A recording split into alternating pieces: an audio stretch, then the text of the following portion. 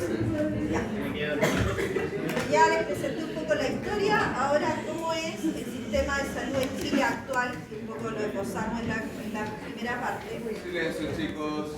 Le hablé de una reforma de salud, que esa es la que cambia todo el sistema actual que tenemos de salud. Esta reforma se basa, por un lado, en que había cambios epidemiológicos y demográficos en la población. Existía iniquidad y todavía existe, o sea, un paciente que se trata en Santiago, lamentablemente, no es lo mismo si está en Magallanes, por ejemplo, pero la idea de la reforma es tratar de equiparar y que tengan el mismo acceso, ¿ya? Quizás antes había más inequidad que ahora. Y también mucha insatisfacción usuaria, porque muchos pacientes no tenían sus medicamentos de forma oportuna, por ejemplo, la cirugía, están en unas listas de espera que todavía son de varios años en espera de la cirugía. Entonces, bueno, estos son los pilares y los principios de la reforma y los objetivos. La reforma, por un lado, tiene unos objetivos sanitarios, que es mejorar todos los logros sanitarios alcanzados, enfrentar el desafío de envejecimiento, o sea, la población cada vez tiene una mayor expectativa de vida y nuestra idea es que, aparte de esos años ganados, sean buenos años, o sea, no que las personas estén postradas, por ejemplo, o tengan una mala calidad de vida, sino que lleguen al momento, digamos, de su fallecimiento de una forma óptima. Disminuir las desigualdades, satisfacer las necesidades y las expectativas de la población. O sea, es muy importante lo que piensan los pacientes. Generalmente se habla de que salud es un poquito desigual, que nosotros, todos los actores de salud, decidimos un poco por el paciente. O sea, muchas veces y antiguamente no se le preguntaba nada al paciente. La idea es que el paciente cada vez sea más partícipe y él decida de cómo se va a tratar. O si se trata o no, por ejemplo, un cáncer. ¿Ya? Antes casi no se les preguntaba. Se hace un énfasis en la promoción y en la prevención, por lo cual se fortalece mucho la atención primaria. O sea, todo nuestro modelo está fomentada la atención primaria de manera que el paciente no se enferme. O sea, esa es la idea, porque enfermarse es muy caro. O sea, la idea es prevenir. Y por otro lado, que existe una integración de toda la red asistencial. O sea, siempre se habla del continuum asistencial, pero la verdad es que no es tan así, porque la salud primaria no habla mucho con la atención secundaria, que son los hospitales. Pero el modelo, la idea es que fuera un continuo. Bueno, la salud pública tiene como objetivo central que es promover la equidad y la calidad en el acceso de la atención de salud. El nivel y grado de desarrollo de salud y del sistema en Chile es concordante con el desarrollo socioeconómico, humano y de la protección social que ha tenido el país. O sea, el gasto en salud cada vez va aumentando a través de los años. O sea, podemos decir que es un gasto, entre comillas, ilimitado. Por lo tanto, pero el dinero no es ilimitado, así que por eso hay ciertos marcos en el tratamiento de nuestros pacientes. Ello implica logros y desafíos sanitarios con nuevos problemas emergentes o reemergentes, con diferentes implicancias para la agenda gubernamental en salud y el desarrollo y fortalecimiento del sistema de salud. Bueno, tenemos, por ejemplo, hay patologías que ya se ven que en las próximas décadas van a ser las prioritarias, por ejemplo, lo que son enfermedades crónicas, por ejemplo, la diabetes, toda la enfermedad mental, es muy importante que preocuparse de eso. Y aparte tenemos que pueden aparecer enfermedades emergentes, como fue el COVID, que deshace toda la planificación que quizás se tenía hasta ese momento en salud. En cuanto al dinero, nosotros como en el hospital, por ejemplo, alrededor de 2.100 millones se gasta mensualmente en medicamentos. O sea, saquen el estimado. Son sobre 35.000 millones que solo se gastan en medicamentos. En un hospital aparte se tiene que manejar recursos humanos, que casi la misma cantidad que se gasta en medicamentos e insumos también. Así que administrar un hospital es bastante difícil y la cantidad de plata que se maneja es bastante alta.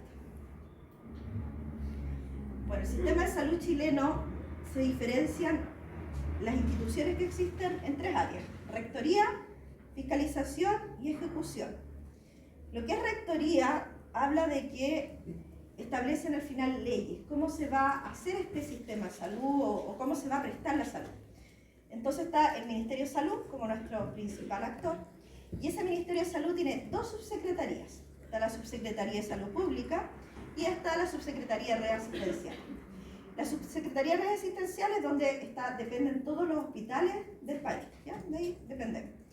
Pero en la parte pública, la Subsecretaría Pública, ellos establecen medidas, pero para toda la población, independiente que sean públicos o privados. Por ejemplo, cuando se trae la vacuna y se da acceso a la población, la vacuna para el COVID, es a través de salud pública. Los programas de tuberculosis, salud pública. VIH también partió siendo una patología de salud pública y ahora está, la verdad es que tenemos varios pacientes, ya pasó a redes asistenciales. Pero inicialmente parte en salud pública. Todo lo que es alimentación, por ejemplo, de niños que tienen alergias alimentarias, que cada vez tenemos más niños con alergias alimentarias, y que se le otorga una leche gratuita, tanto para el público como privado. Todos esos planes, salud pública. ¿Ya? Después viene quienes fiscalizan a los prestadores de salud. Tenemos la Superintendencia de Salud, que este es nuestro gran actor, y va a fiscalizar lo que es FONASA, que es el asegurador público, y las ISAPRES, que es nuestro asegurador privado. Ahora esta superintendencia también puede ir directo a los prestadores, ir a los hospitales, puede ir a las municipalidades, ¿ya? Pero en general se preocupa de las aseguradoras. Tenemos un organismo técnico que es el Instituto de Salud Pública, que se refiere a todos los medicamentos o insumos que ingresan al país, les da autorización, y aparte las farmacias en la región metropolitana dependen de la autorización del ISP, a diferencia de la parte de regiones en que el ISP ha delegado la facultad a la Seremi, ¿ya? Pero nosotros acá, dígame. El Senabas, no, ¿a qué pertenece en realidad? Porque en la clase de ética vimos que pertenecía a la Subsecretaría de Salud Pública, en vez de la de redes asistenciales. O sea, había un diagrama también así, y el Senabas está dentro de la... Mira, te lo podría consultar, pero por lo menos lo que yo tenía entendido es que era a través de redes asistenciales. Puede ser que lo hayan cambiado en este momento en que Senabas también le está brindando medicamentos a la parte privada, porque los privados ahora ya pueden comprar la Senabas, cosa que antes no podían. Puede ser que en esa lógica haya cambiado, pero hasta lo que yo tenía entendido, voy a revisar los últimos organigramas, pero dependía de redes. Y en cierto modo igual está totalmente aparte, porque ese es nuestro proveedor al final del Estado, nuestro mayor proveedor del Estado, ¿ya? FONASA, prestador público, ISAPRE, prestador privado. Tenemos los servicios de salud, que son la red del Sistema Nacional de Salud, que está descentralizada, y bajo los servicios están todos los hospitales, que ahora se habla que estamos autogestionados en red. También si existieran otros establecimientos de los servicios. Y la APS aparece con segmentado porque, como les digo, es de resorte municipal. Pero técnicamente el servicio de salud sí tiene que ver con las municipalidades, ¿ya? Con las APS, pero solo técnico. Administrativamente depende de la municipalidad.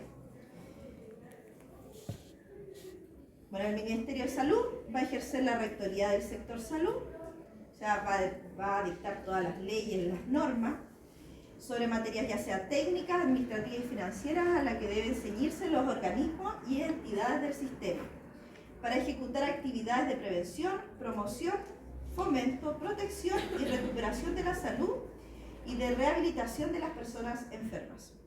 También tiene que velar por el cumplimiento de las normas en materia de salud y efectuar la vigilancia de salud pública y evaluar la situación de salud de la población.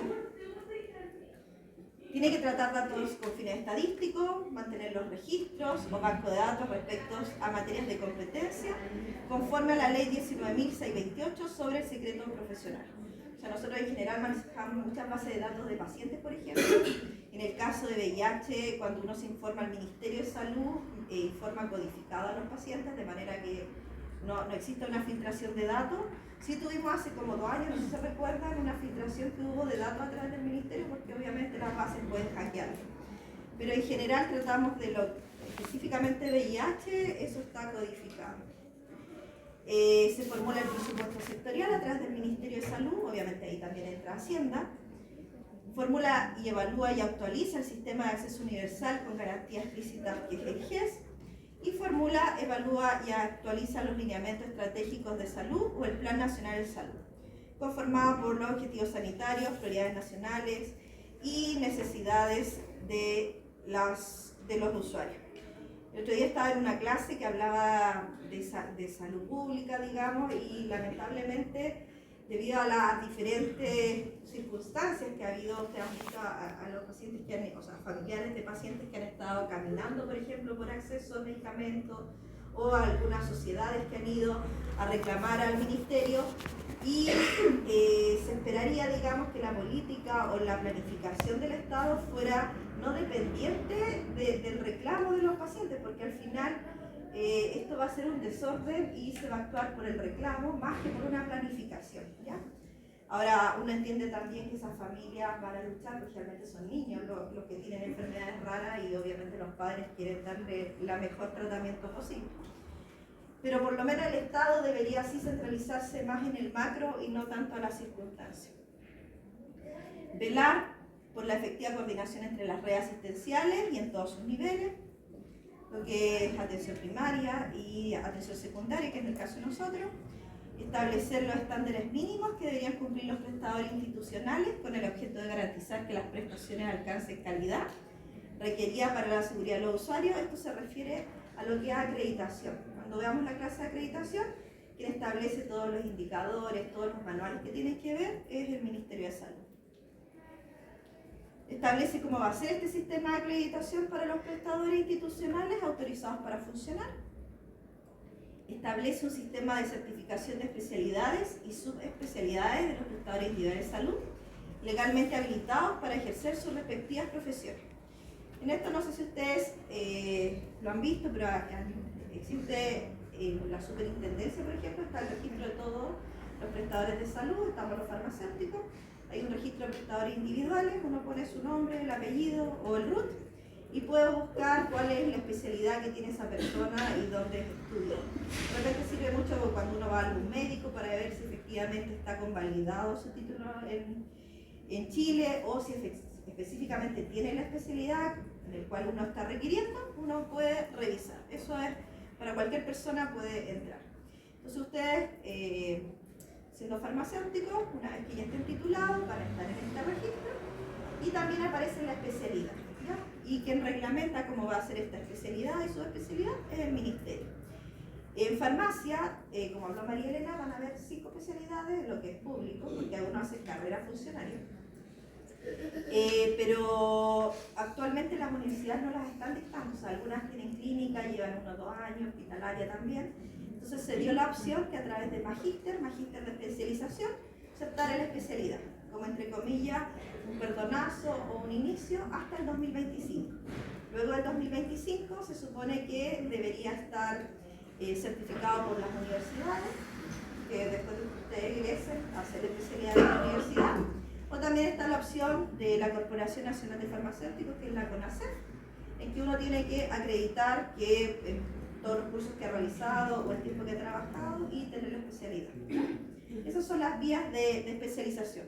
Bueno, ¿y quién dictamina eso? El ministerio. Si hay algún cambio, el ministerio, porque podría haber ampliación de este que es hasta el 2025, que son válidos los magísteres, podría ampliarse. ¿Ya? Se establece mediante resolución protocolos de atención en salud, todas las guías de tratamiento, todas las guías clínicas vienen del ministerio. Implementa sistemas alternativos de solución de controversias o responsabilidad civil de prestadores individuales, institucionales, públicos y privados. Y también formula políticas que permitan incorporar un enfoque de salud intercultural en los programas de salud en aquellas comunas con alta concentración indígena. Especialmente en el sur hay hartas iniciativas de tener, por ejemplo, afiches en Mapudungún, cosa que la gente también se considere su cultura. Cuando hubo una gran migración de haitianos en el hospital en que yo estoy, había cursos de haitianos, digamos, para que la gente se pudiera algo hablar con ellos, porque había muchos que no entendían nada de español. Así que todas esas iniciativas vienen a través del ministerio. Luego tenemos la Subsecretaría de Salud Pública, que ambos tienen funciones, y la de Secretaría de Redes, que ambos tienen funciones reguladoras, normativas, fiscalizadoras del Estado, que permiten el mejoramiento. ¿Se fue la pantalla?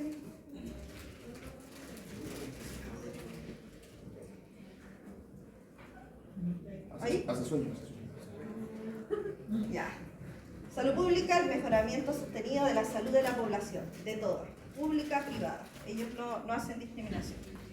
La Subsecretaría de Redes Asistenciales, que regula y supervisa el funcionamiento de la red de salud a través de diseños de políticas, normas, planes, programas para la coordinación y articulación para satisfacer las necesidades de salud de la población usuaria. O sea, los privados igual se tienen que regir por lo que viene de la Subsecretaría, de la normativa por lo menos.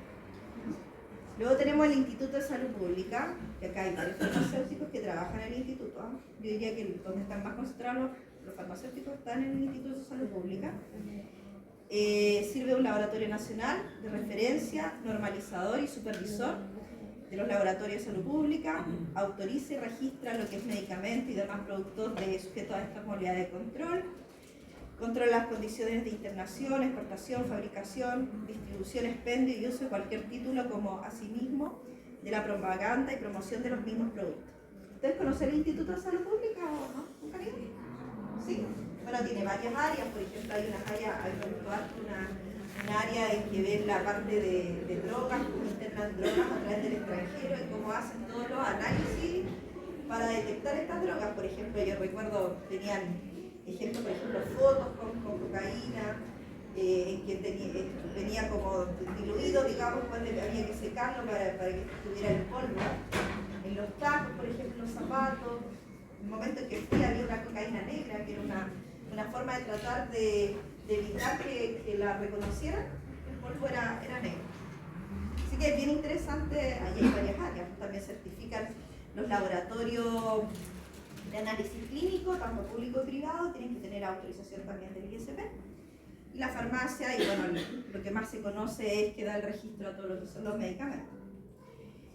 Controla, bueno, las condiciones de internación, todo lo que es estupefacientes, productos farmacéuticos que causen dependencia y todas las sustancias psicotrópicas respecto a su importación y de uso ilícito en el proceso de elaboración de productos farmacéuticos. Esto cada vez tenemos más reglamentación. Hemos visto, por ejemplo, la parte del fentanilo, morfina, que muchas fuga de la parte pública o privada o mal uso. Entonces cada vez existe una mayor reglamentación.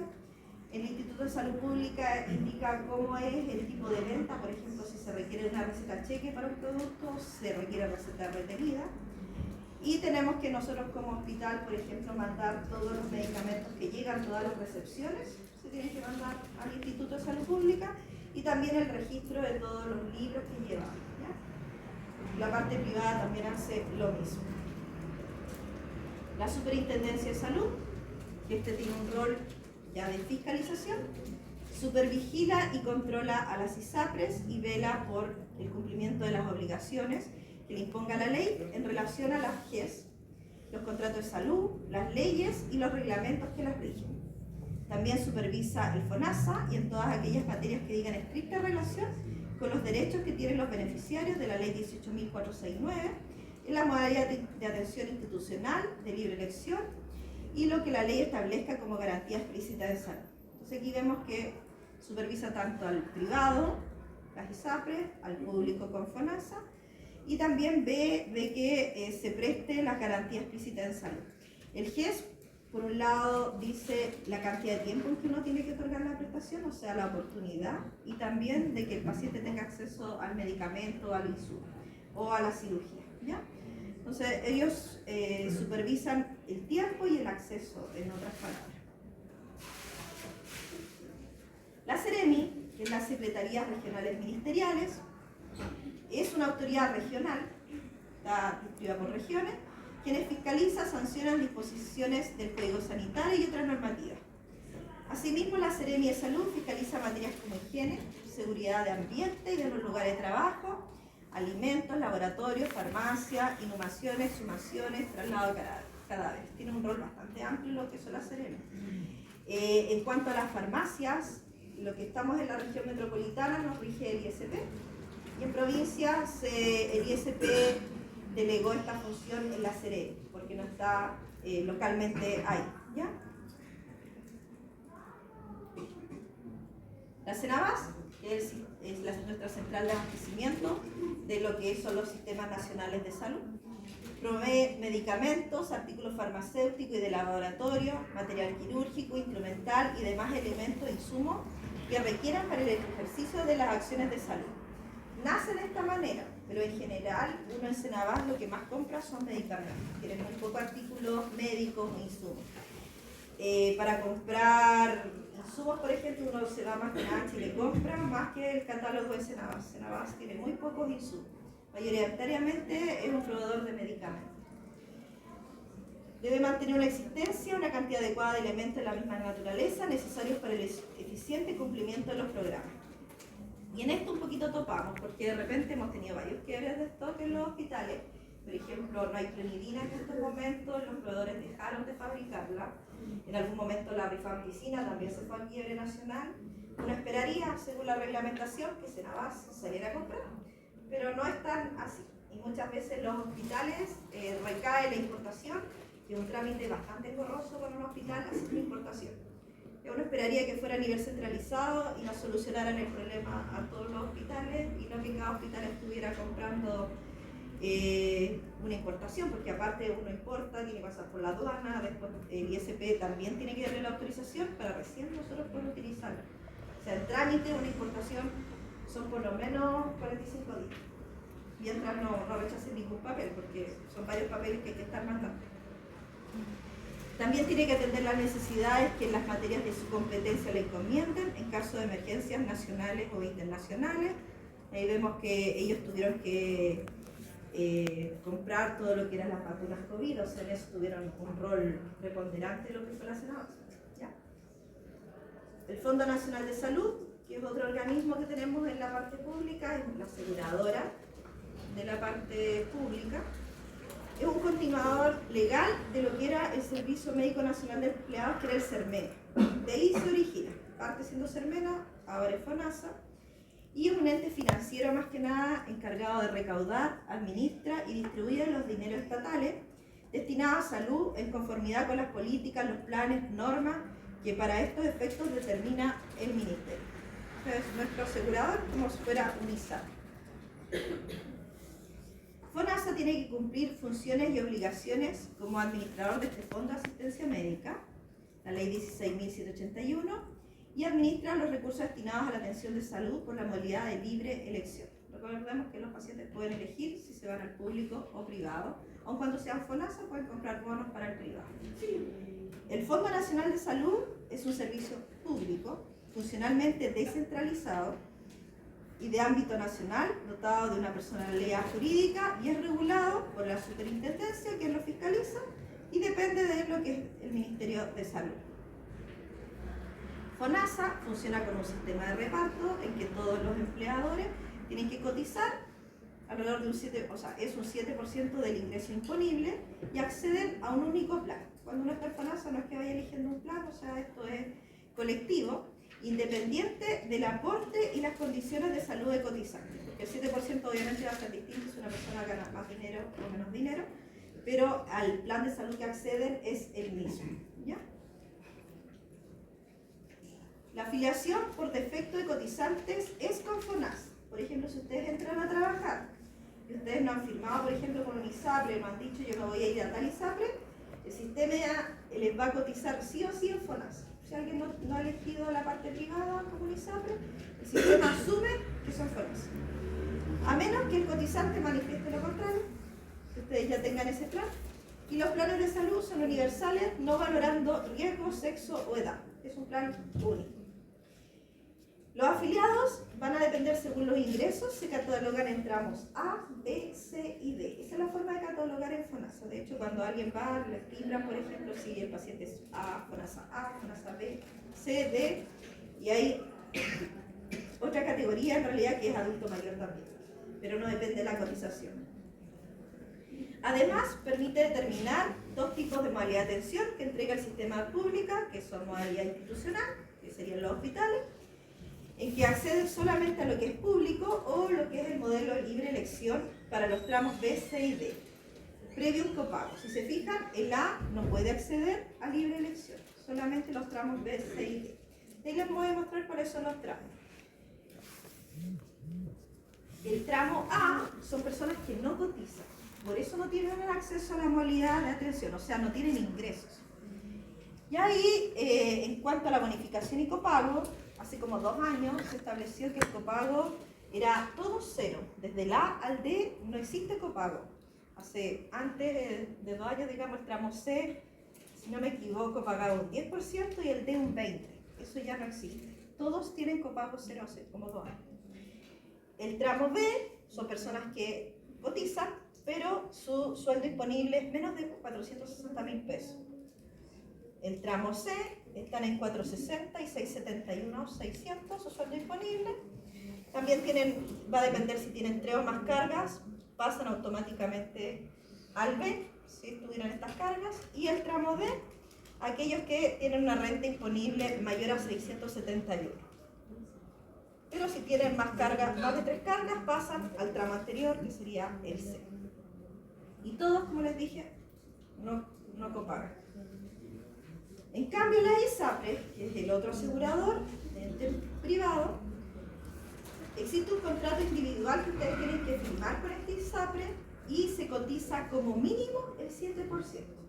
Entonces, generalmente uno le ofrece unos planes, que es el básico, que puede ser el 7%, y le dicen, si usted quiere tener más acceso, va a tener que poner más plata, y voluntariamente uno accede a cotizar más allá del 7%. Eso en FONASA no existe, solamente es el 7%. Dígame. ¿Cuál es la idea de diferenciar los tramos si es que al final va a ser lo mismo para todos? Hace 2 años, digamos, que están estos tramos y algunos copagaban, ¿ya? Ahí tenía una lógica. Pero ahora el A por lo menos no tiene modalidad de libre elección, esa es como la única diferencia en este momento. Pero siguen estando clasificados los pacientes, no se ha eliminado la clasificación, aun cuando no copagan. Sí. Bueno, la ISAPRE, como les explicaba, ustedes tienen que elegir un plan de salud y si existe, está determinado una prima de edad, sexo y riesgo que se estaba tratando de eliminar. No todas las ISAPRE lo han eliminado y por eso, entre comillas, algunas han ido a la quiebra porque han bajado los planes, porque han tenido que eliminar el riesgo que se establecía según especialmente la edad y el sexo. Por ejemplo, los niños pagaban más, se les hacía un copago más alto.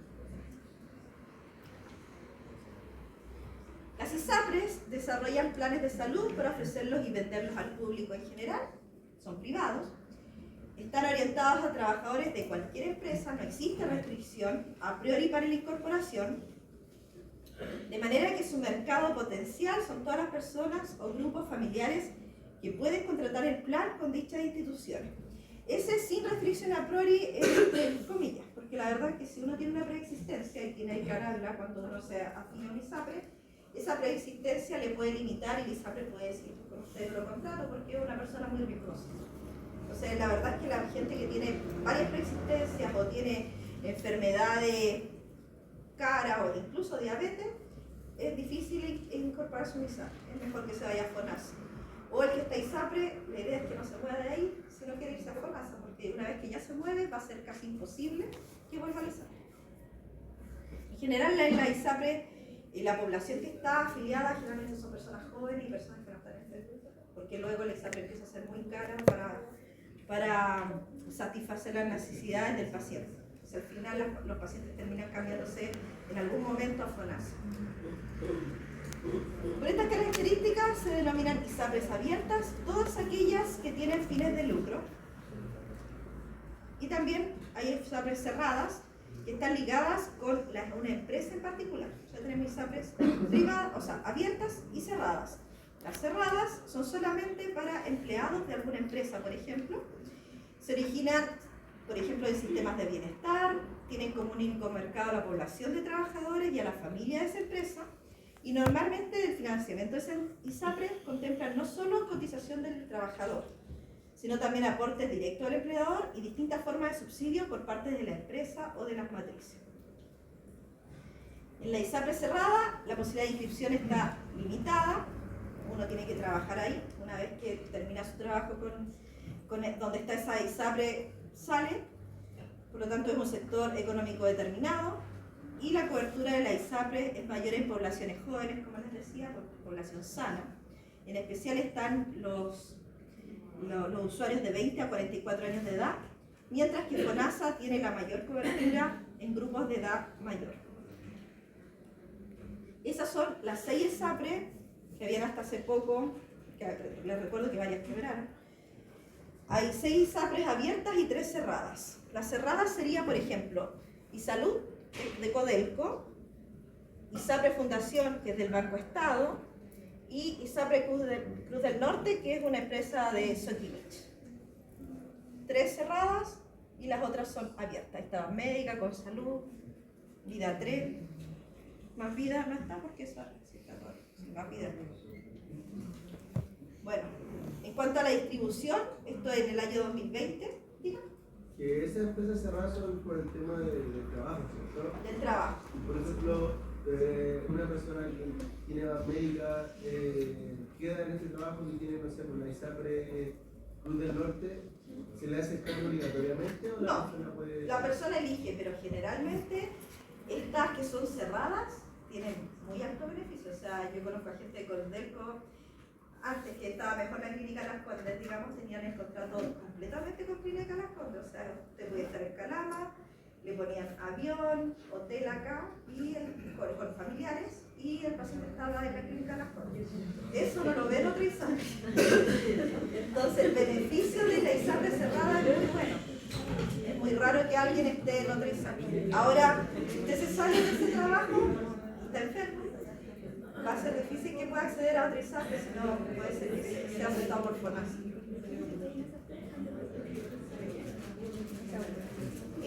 En cuanto a cómo estamos distribuidos, el 78% al año 2020 estaba en FONASA.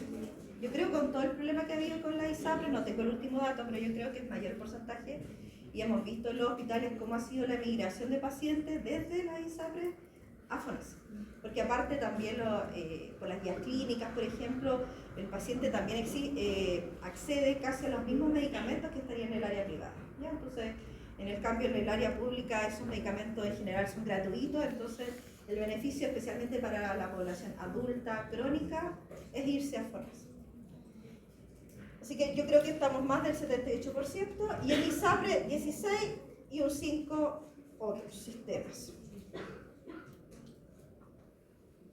También están las cajas de previsión. Esto es lo que es la Fuerza Armada y de Orden. Existen 2 cajas de previsión, Capredena, que es para las Fuerzas Armadas, y lo que es Carabineros, que es DIPRECA. Y ahí ellos tienen sus propios hospitales. Dan una cobertura al 3% aproximado de la población y contando además con una red de prestadores particular, pudiendo también acceder a los correspondientes del Sistema Nacional de los Servicios de Salud, municipales y privados según convenio. Entonces las Fuerzas Armadas, Capredena o DIPRECA, hacen sus convenios, por ejemplo, pueden hacer con alguna, por ejemplo, clínica oftalmológica y un paciente que es DIPRECA se puede atender ahí. También han abierto sus prestaciones y actualmente, por ejemplo, el Hospital Militar también presta atenciones a lo que son pacientes FONASA. ¿Ya? Entonces, por ejemplo, la FACH también vendía prestaciones a FONASA. Entonces, son acuerdos a través del Ministerio. Los servicios de salud, que en el video hablaba de 26, ya vamos en 29, y se distribuyen por regiones. ¿Ya? Entonces, desde Arica, Parinacota hasta Magallanes, vemos Biobío, por ejemplo, que tiene 4 servicios, está Concepción, Biobío, Arauco y Talcahuano, porque es muy grande. Valparaíso tiene Valparaíso, San Antonio, Viña del Mar, Quillota, Aconcagua. Y si nos vamos a lo que es la región metropolitana, que tenemos 6 servicios de salud, está el norte, sur, central, occidente, suroriente, oriente. El Hospital Salvador, que es donde trabajo, somos Servicio de Salud Oriente. Ahí está el Carlos Maquena también, el Instituto de Neurocirugía, el tórax, el geriátrico, todos ellos dependen del área Oriente. La atención primaria, que dijimos que aun cuando administrativamente depende de las municipalidades, técnicamente los servicios de salud si tienen injerencia, va a ser el primer contacto del paciente o el individuo, familia o comunidad con la parte pública. Se supone que primero el paciente tiene que ir a la atención primaria. Y hay varias siglas de esta atención primaria. Yo les quise, igual que de repente somos muy asiduos a hablar de siglas, para que sepan de lo que les hablan. Los CES son los centros de salud. En general no se habla mucho de eso. Centro de salud familiar, los CESFAM. Generalmente hablamos de CESFAM. Tenemos los centros comunitarios de salud familiar, que son los SECOS, las postas rurales PCR, servicio de atención primaria de urgencia, los SAPU, que también es muy importante porque se supone que descongestionan un poco las urgencias de los hospitales, servicios también de alta resolutividad, que son los SAR, centros de rehabilitación comunal, tenemos también los consultorios de salud mental, los COSAM, que también son bastante importantes y se han ido ampliando, y también tenemos unidades de atención primaria oftalmológica, que son las UAM. Esas no hay muchas, pero sí hay centros de atención exclusiva oftalmológica. Sí. Consulta, ¿cuál es la diferencia más grande entre el CEPAM y el SECOF? Porque si bien son como muy parecidos, pero... Un poco los recursos que están distribuidos en cada atención y cuáles son las carteras de servicio a quienes van a atender. Más que nada esa es la diferencia, por eso algunos están más enfocados en una salud familiar, una salud preventiva, otros en todo lo que es la atención, por ejemplo, oftalmológica, que son los SECOF, otros en lo que es urgencia, o sea, lo que es SAP y SAR en realidad tratan de descongestionar y que el paciente no llegue a una urgencia o a un hospital. ¿Ya? Entonces, más que nada es la cartera, cuáles son sus prestaciones de salud. Bueno, la atención primaria es la que vimos, los centros de salud familiar en general y los SESFAM es entrega, y la atención secundaria tenemos hospitales, institutos, centros diagnósticos y tratamientos que se llaman los CDT. Institutos no hay muchos en Chile. Justo en el área oriente tenemos el Instituto Geriátrico, por ejemplo, el Instituto del Tórax y el Instituto de Neurocirugía. 3 institutos. Esos institutos son de referencia nacional. En caso que una persona haya sido atendida en el nivel primario, y si el profesional de salud que lo ve en la parte primaria evalúa al paciente e indica que requiere una atención secundaria, ese paciente es derivado ya sea a un hospital o a un consultorio de especialidad que es el CDT. El CDT es un poquito más básico, tiene algunas prestaciones solamente.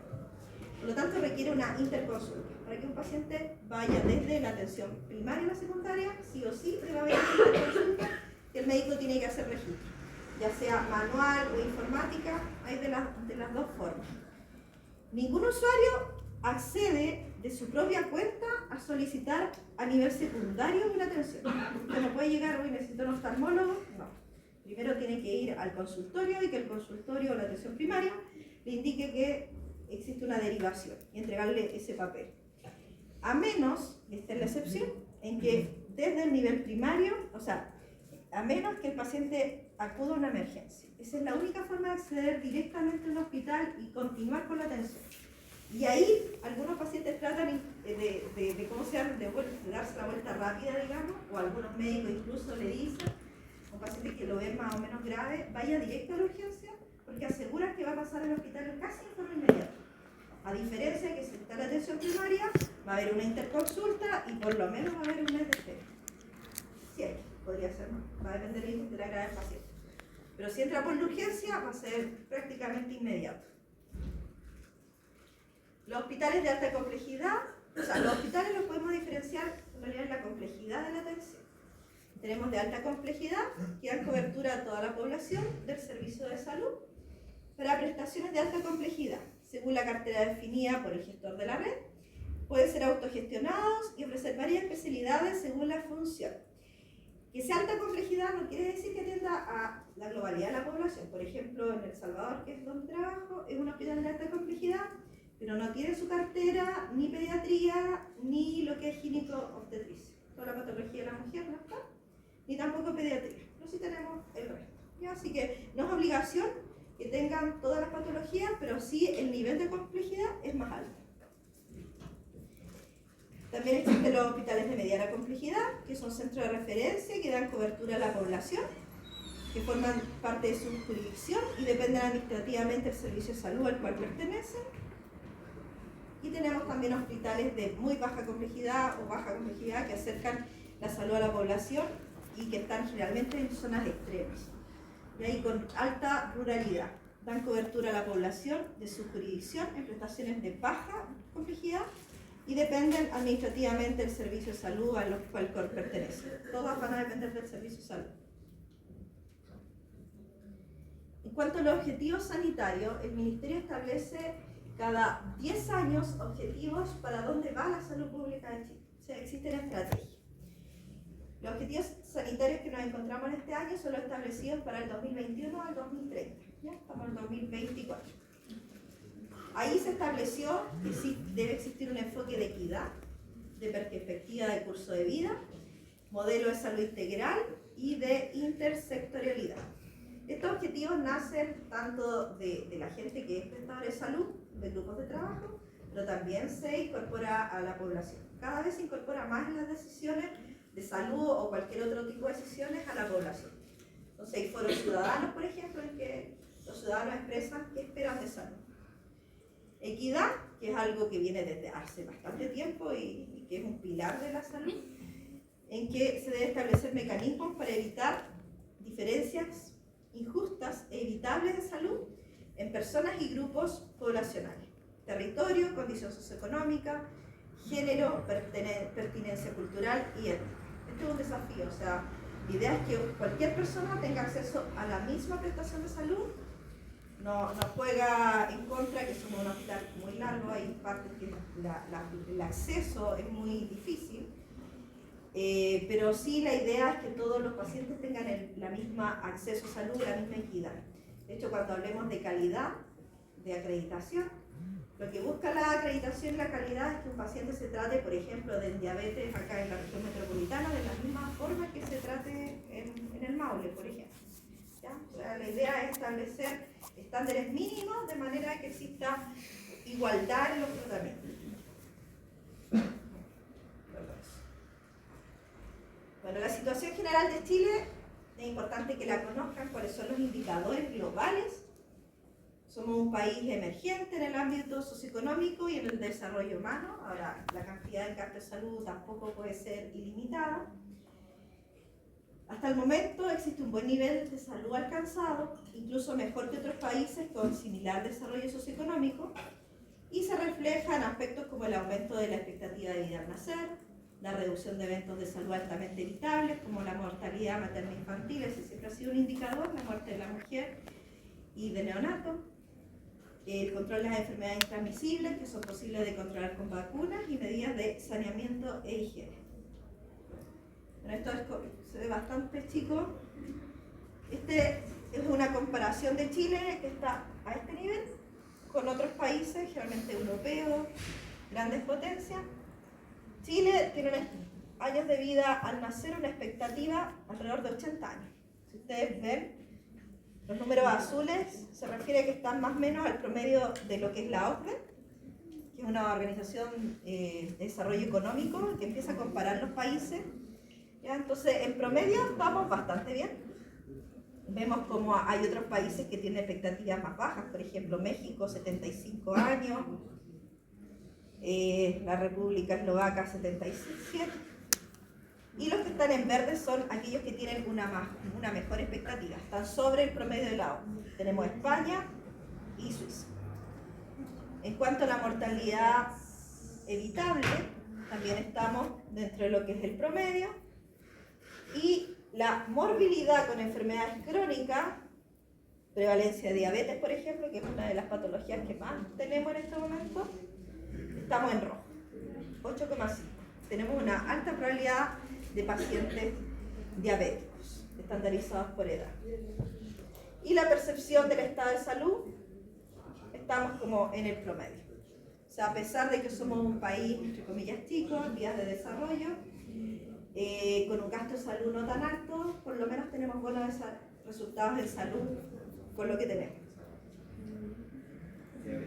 Bueno, en resumen de todo lo que les he explicado, el sistema de salud chileno está claro que es mixto, público y privado, por lo menos hasta hoy, puede cambiar, y con un rol de rector del Estado bien fuerte. El financiamiento proviene del Estado y por otro lado también de las cotizaciones de los trabajadores y de las empresas. El rol regulador está a cargo de la superintendencia, que es quien fiscaliza, y el aseguramiento público está a cargo del FONASA, que es nuestro asegurador, y del sistema privado el asegurador es la ISAPRE. El financiamiento en salud, comparando Chile con el promedio de la OCDE, según el año 2020, aquí está el gasto respecto al Producto Interno Bruto. En Chile está alrededor del 9,4 y los países de la OCDE 8,8. El gasto per cápita, o sea, por persona en salud, en Chile alrededor de $2.200, en la OCDE 4.200, o sea, hay más inversión en los otros países. El porcentaje de gasto en salud en regímenes estatales, 63%, 77% en los otros países de la OCDE. El porcentaje de gasto voluntario, 6%, muy parecido, pero en esto hay una gran diferencia que es el gasto de bolsillo. Por eso siempre se dice que Chile tiene uno de los mayores gastos de bolsillo casi internacional. Tenemos un gasto de bolsillo de 31%, en cambio el de la OCDE 17%. ¿A qué se refiere este gasto de bolsillo? Por ejemplo, hay muchos pacientes FONASA que no esperan, por ejemplo, un escáner, no esperan una radiografía o la misma ISAPRE, el copago es muy alto y ustedes lo pagan. Es un gasto de bolsillo que no viene a través de las cotizaciones o del asegurador, sino que la persona lo saca de su bolsillo para pagar los medicamentos. Por ejemplo, algunos no están dentro de la guía clínica, debería ser gratuito en los hospitales. Si se sale de eso, el paciente tiene que ir a pagar y comprar en una farmacia. ¿Ya? Eso es el gasto de bolsillo. Y somos uno de los países que tiene mayor gasto de bolsillo. En cuanto a la disponibilidad de recursos por 1000 habitantes, y esto igual es importante, como son los prestadores. Médicos, tenemos, esto fue el 2020, médicos en Chile hay alrededor de 2,5 por 1000 habitantes. O sea, dos médicos por 1000 habitantes, 2,5. En la OCDE hay 3,5. Y en los países de América Latina y el Caribe, un 2. O sea, estamos un poquito mejor que los países de América Latina y Caribe, pero más bajo que los países de la OCDE, que hay muchos países europeos. En cuanto al personal de enfermería, éramos el más bajo. Por eso en algún momento se potenció a las carreras de enfermería. Yo creo que esto igual también ha cambiado al año de ahora, porque se fomentó mucho que se inscribieran enfermeras. Yo recuerdo que incluso la clínica alemana salía a buscar a Temuco, por ejemplo, iban a buscar enfermeras, les ponía incluso una casa por un mes, para que vieran si les gustaba quedarse en Santiago y después se pudieran ellas arrendar y seguir trabajando, porque era tan escaso el personal de enfermería que tenían que salir a buscar. Por eso se abrieron ya no sé cuántas carreras de enfermería y salieron muchas enfermeras tituladas. Ahora lamentablemente tienen la otra parte, o sea, ahora cada vez las enfermeras no encuentran trabajo, lo mismo los kinesiólogos. Nosotros seguimos con una alta empleabilidad, pero si seguimos promocionando la alta empleabilidad vamos a caer. Así que no digan que tenemos alta empleabilidad. Quedemos con las carreras que están, ¿no? En cuanto a las camas, en Chile 2,1 camas por 1000 habitantes, o sea, en Chile está claro que tenemos pocas camas y en general cuando hay crisis el sistema público sale a comprar camas al sector privado. Por eso, o sea, cuando se habla que las ISAPRES tienen fines de lucro, ya es verdad, tienen igual pacientes entre comillas que son sanos, pero si eliminamos en este momento todas las ISAPRES, el sector público no da abasto a toda la población, es imposible. Y las camas en este momento, especialmente en la región metropolitana, están mayoritariamente en la parte privada. O sea, cuando fue el COVID siempre se recalcó mucho a la clínica Indisa, que no me acuerdo cuántas camas, pero ellos dispusieron varias camas de UCI a la población. O sea, si no fuera por eso, porque muchos privados entregaron camas, la verdad es que no hubiésemos dado. Entonces quizás sí podemos eliminar la ISAPRES, pero tiene que ser en forma paulatina, o sea, no podemos eliminar las clínicas de una vez, en ningún caso. Psiquiatras, estamos bastante mejor que Chile y en los países de América Latina. Ahora, si tenemos tantos psiquiatras, ¿cómo estamos mentalmente? Porque no sé si es bueno o malo. Pero sí, las patologías psiquiátricas están en franco aumento y eso yo creo que ustedes también lo han visto. Bueno, el otro objetivo sanitario, primero dijimos equidad, después el otro enfoque sanitario y objetivo era el curso de vida, que se refiere a promover las condiciones de salud y bienestar a lo largo de la vida, así como la construcción de un sistema de cuidado y protección durante etapas y momentos críticos, de modo tal que sea posible la construcción de trayectorias de vida saludable, de un mayor bienestar, así como intervenciones para eliminar y mitigar el riesgo de enfermar y sus consecuencias. Entonces, como les dije, sale más barato prevenir que tratar una enfermedad. Dentro de las estadísticas, que no se las traigo en realidad, pero la obesidad también va en franco aumento, y junto con la obesidad va la diabetes. Entonces es muy importante promover las condiciones de salud, darle un cambio a la alimentación de la población, o sea, la mayoría estamos comiendo comida rápida o quizás no estableciendo los horarios de comida. En Europa, por ejemplo, hay estudios que la dieta mediterránea tiene un alto impacto en lo que es la parte cardiovascular, o sea, idealmente nosotros deberíamos tener una dieta mediterránea, pero no nos gusta la comida rápida y la fritura. También es de la parte de cuidados, cada vez vemos más gente adulta que requiere cuidado, y también es un tema que los cuida, muchas veces son familiares, dejan de trabajar, igual es súper complicado ser un cuidador, o sea, de repente ellos requieren relevo porque la parte mental de esa persona igual se deteriora estar cuidando a un enfermo y más si un familiar. Así que hay unos programas de que ellos pueden optar, no sé si muchos pueden optar en realidad, pero sí lo he visto por la televisión, de que hay gente que va algunos días de manera de liberar ese cuidador y que pueda hacer cosas también, tener su vida, por gente joven generalmente. Bueno, el otro objetivo sanitario es un modelo de salud integral que considera propender el cuidado integral centrado en las personas y con continuidad en la red de salud, creando condiciones para satisfacer necesidades, expectativas de las personas, de mantenerse saludables, sanos y de mejorar el estado de salud actual en caso de la enfermedad.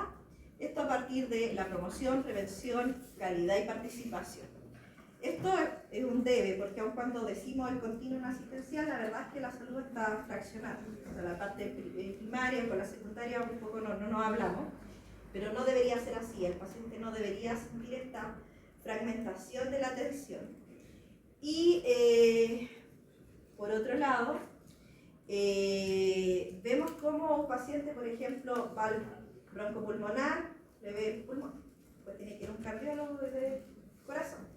Entonces, yo creo que estamos al debe con médicos de medicina familiar, que quizás vean toda la integridad del paciente y que esta ultra especialización sea para algunas cosas, porque en realidad en la parte del hospital nosotros, como somos puras especialidades, no hay un médico familiar, entonces vemos que un paciente va, por ejemplo, a reumato, por ejemplo, le da paracetamol, después va a la unidad del dolor, le da ketoprofeno, y después el otro le da ibuprofeno. Entonces, y ellos tienen acceso a mirar, pero la verdad es que no miran que el paciente tiene 3 veces el analgésico, y el paciente no tiene la capacidad de discriminar que el mismo medicamento, que no tiene nuestro mismo nivel, o sea, de repente uno peca y dice, oye, obvio que este es lo mismo, pero no, el paciente no puede tener la misma educación que nosotros. Entonces nosotros ahí vemos que están teniendo un analgésico 3 veces y los pacientes lo exigen, en la ventanilla dicen, no, yo quiero los 3 medicamentos porque me lo dieron.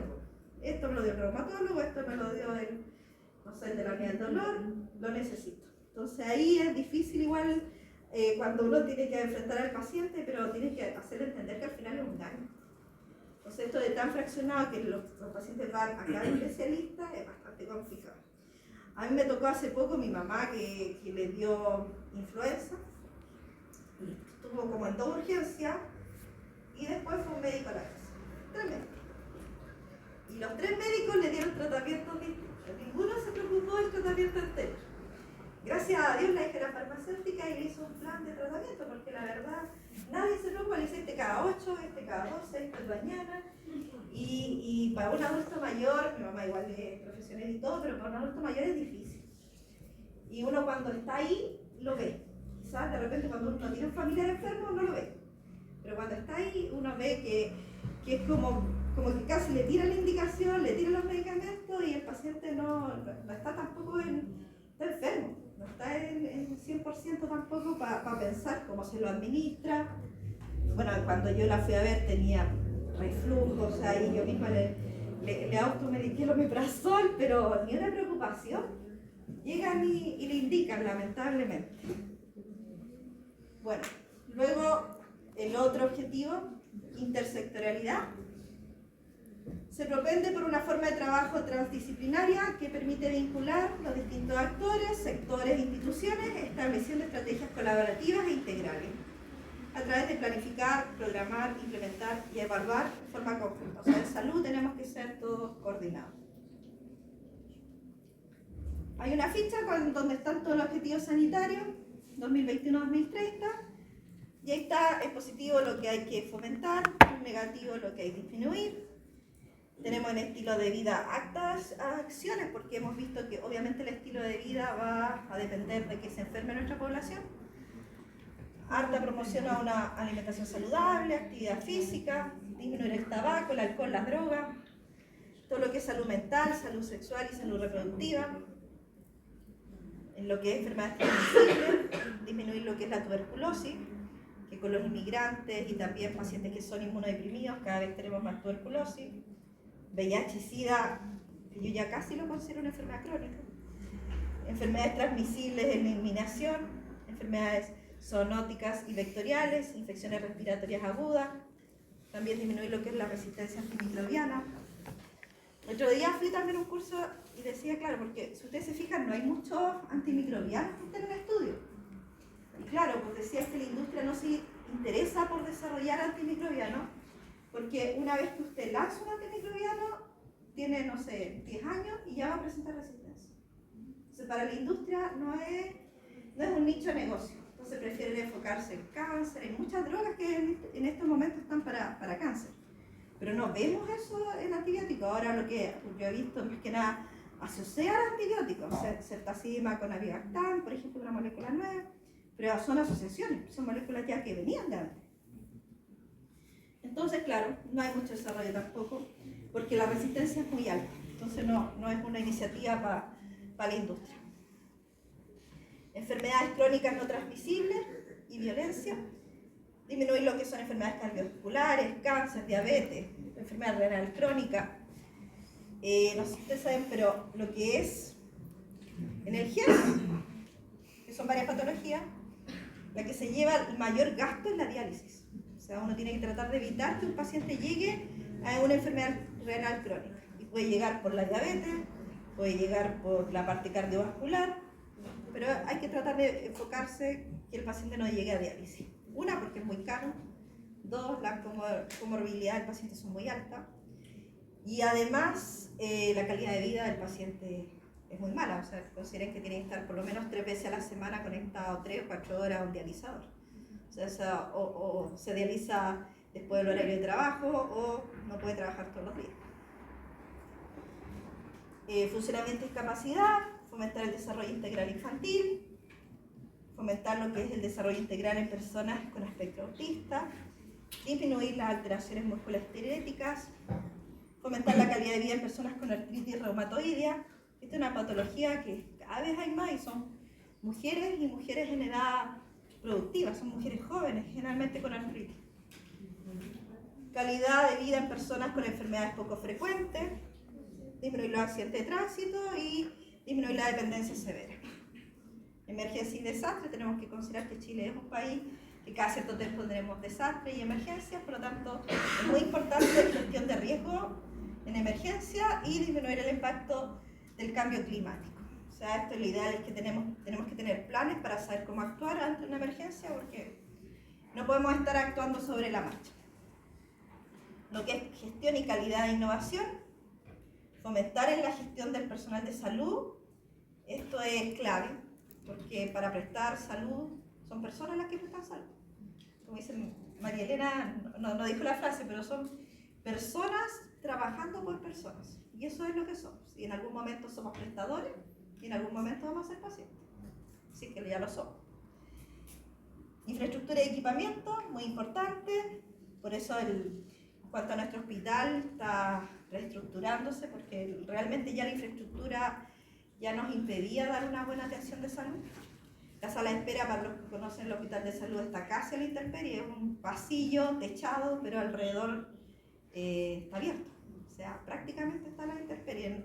Cuando hace mucho frío tenemos unas estufas de estas altas como de estas, pero la verdad es que no calientan nada. O sea, es terrible para un paciente estar en esas condiciones esperando. Y les dijo María Elena que tenemos 1000 pacientes al día.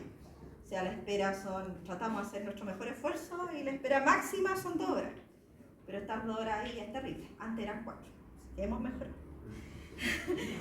O sea, una farmacia privada con 1000 personas yo creo que no podría, porque son demasiadas. Gestión financiera, muy importante, la participación social. Cada vez van a ver ustedes que se trata de a la sociedad involucrarla en salud. Aparte que los pacientes también tienen que educarse, o sea, igual nosotros tratamos de equivocarnos, pero tratamos de fomentar de que el paciente lea los medicamentos antes de retirarse a la farmacia, porque igual él es responsable de su salud. Hemos sido muy paternalistas en la salud hasta el momento, pero uno le pregunta de repente a alguien, ¿usted qué se administra? Y empieza, no, la pastillita amarilla, la pastillita rosada, y gente que mucha muy educada, digamos, pero no puede ser, o sea, el paciente necesita saber qué se administra y ojalá sea nuestra contraparte, porque nosotros también nos podemos equivocar con ese volumen de gente. Necesitamos gente que también esté al otro lado verificando su tratamiento. Tratamos de equivocarnos en todo caso. Salud digital, eso se ha potenciado bastante, especialmente porque la gente, o sea, tratar de que el paciente no se movilice hacia un hospital. Nosotros somos referencia a la primera a la cuarta región, entonces se hace atenciones telemáticas, por ejemplo. Hay veces que desde la atención primaria se conecta un médico con el paciente y el médico del Salvador va escuchando la historia clínica que se la va presentando el médico en la atención primaria y el paciente está ahí. Entonces ven exámenes, por ejemplo, y definen el tratamiento. Entonces eso sí mejora el acceso de la persona, que no tenga que movilizarse. Entonces son buenas estrategias que se han ido implementando, especialmente después del COVID, esto aumentó. Disminuir la morbimortalidad en personas trasplantadas. En el caso de nosotros tenemos trasplante renal de muchos años. Los pacientes la verdad es que tienen unas expectativas de vida bastante altas y una calidad de vida buena. Lo mismo los trasplantados de médula, sí. Hígado tengo algunas dudas, pero sí se ha mejorado harto los trasplantes. En cuanto a la calidad de atención, siempre tenemos que tratar de mejorarla, ¿ya? Y bueno, lo otro que no les dije, en la parte de medio ambiente y entornos saludables, que cada vez es más importante, las condiciones sanitarias ambientales, fomentar lo que es la salud ocupacional, fomentar lo que es la salud familiar y comunitaria. En cuanto a la salud ocupacional, en los hospitales hacemos preparaciones oncológicas, por ejemplo, en que el manipulador obviamente está expuesto a esta droga y podría en algún momento generar algún cáncer. Entonces es muy importante las instalaciones, por ejemplo, que estén en forma óptima. Y por otro lado, el monitoreo que hacen empresas, la Mutual, que en nuestro caso es la H, tiene que hacer medición, por ejemplo, de ciclofosfonía en orina, de manera a detectar que los farmacéuticos, especialmente que manipulan estas sustancias, no vayan a generar un cáncer. Así que para nosotros igual es importante salud ocupacional y salud familiar y comunitaria. Esto sería la presentación. No sé si...